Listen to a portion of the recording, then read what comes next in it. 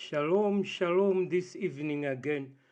Now, here we are looking at again the conflict, the ongoing conflict between Israel and Hamas and other surrounding nations.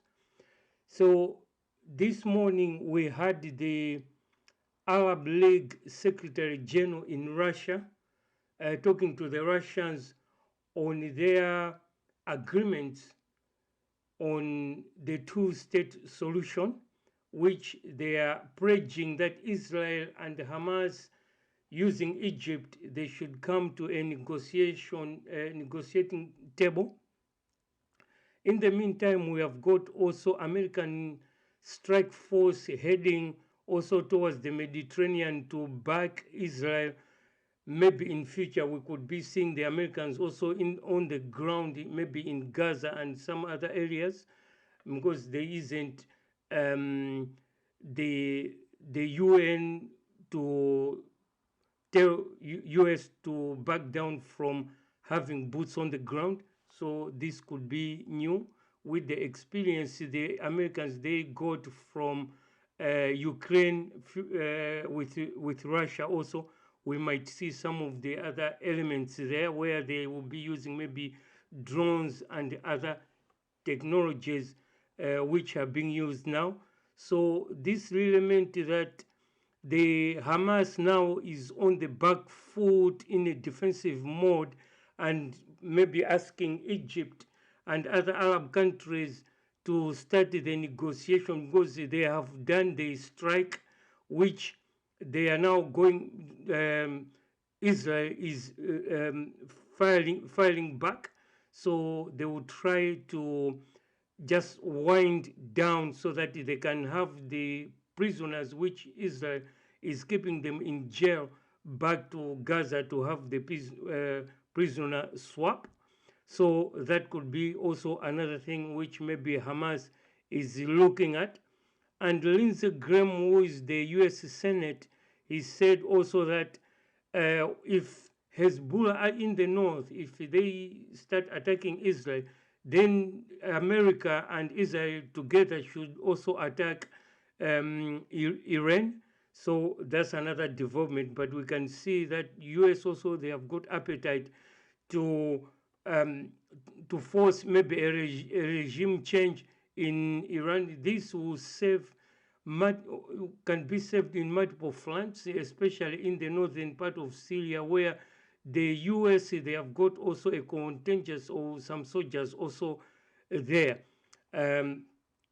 to keep Syria in check. So there's lots of maneuvering around.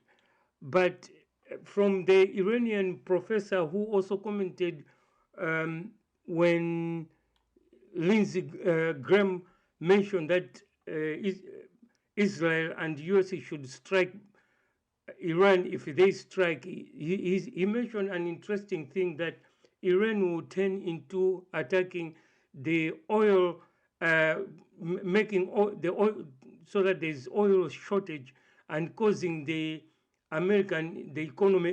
economic suffering for either Europe and also United States.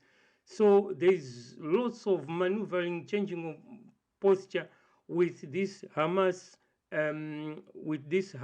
attacking, and especially Israel declaring that they are in war. But this is all what is happening. But let's, as usual, as Bible students, let's look at the Bible and look again at the Isaiah chapter 11 and see what it says about the state now Israel will be in. Now, on the map here, on the left-hand side, you can see you have got Ephraim and Judah surrounding the Philistine or Gaza.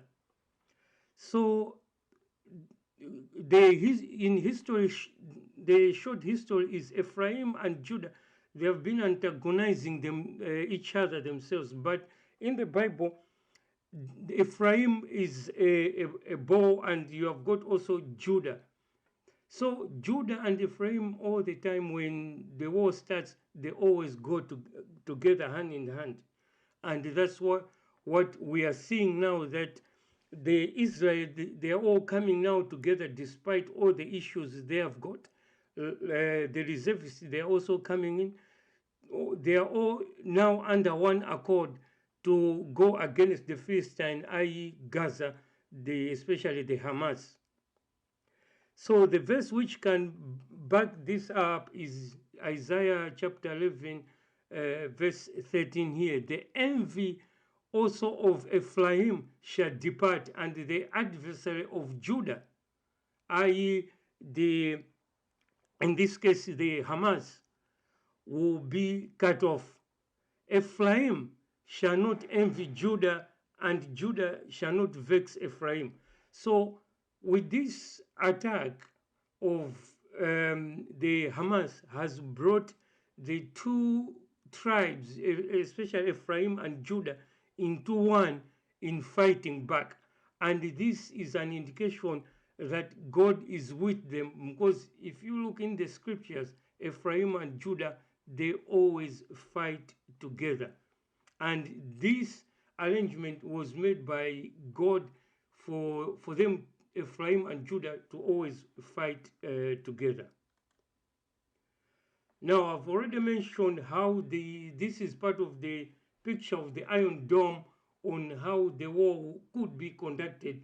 So let's move on mainly to the aftermath of this war, which we can expect or which should also happen. This is a future prophecy, so which comes in Isaiah 11:15. And the Lord shall utterly destroy the tongue of Egyptian sea, and with his mighty wind shall he shake the hand over the river, and shall smite it in the seven streams, and make men go over dry shod. Now here it mentioned that with the natural phenomenon, the Nile River will dry up, especially to the outlet as it goes to the Mediterranean Sea, and it will make dry so that people can flee from Egypt, walking across to Israel. This is an interesting verse, because it entails that in future of this war or after this war, we could see the expansion of Jews or people associated with Jews running away from Egypt, going to Israel. Another one, which also is a concern, or rather a point to think about of these verses, is in Isaiah 11:16. And there shall be a highway for the remnant of his people, that's the Jews, which shall be left from Assyria, like as it was to the Israel in the day that they came out of the land of Egypt. Now, on the map here, would see that from Egypt to where Assyria, the Fertile Crescent, everyone, whether he's a Jew or he's supporting the Jew, or he has tend to believe the Jewish religion, they will all run away from where they are, going back to Jerusalem, and God will make it so that the ones who are, whether it's in Babylon, which is Iraq, Iran, part of the Turkey, or Syria, should all flock back to Jerusalem. So this could be far away, or it could be, but we know it's in the near future. So these are the things we have to consider very greatly and put it in thought and commit it to a prayer, so that in our lifetime we can experience this. So these are the future events which could come up, and there will be lots of speculation on how it is, but every time we have to look at the Bible and find out what's happening. So these are the two verses I can give you, which shows of this war which has just begun could go into, but we wait for the signs in the Bible so that it tells us exactly what is going to happen in the next stage of this war. So, with that, I thank you for viewing. Shalom.